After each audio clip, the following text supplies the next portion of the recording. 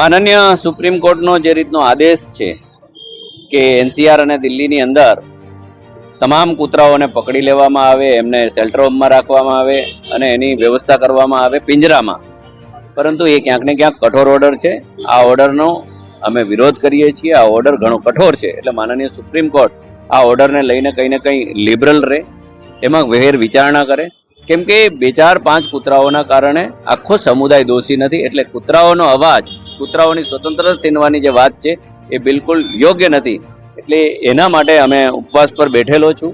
10 થી 6 વાગ્યા સુધી પ્રતિક ઉપવાસ પર છે. આ બાબતમાં કંઈ ફેર વિચારણા નહીં થાય તો કાલ પણ આવી જ રીતના ઉપવાસ પર બેસીશ. કેમ કે કરોડો જીવદયા પ્રેમીઓ આ બાબતમાં વિરોધ દર્શાવી રહ્યા છે. મારું પણ ગાંધી ચિંધ્યા માર્ગે કાનૂનન અમને જે પેલું મળ્યું છે એના ભાગરૂપે હું પણ આ કૂતરાનો અવાજ સુપ્રીમ કોર્ટ સુધી પહોંચાડવા માંગુ છું ને ઉપવાસ પર બેઠો છું.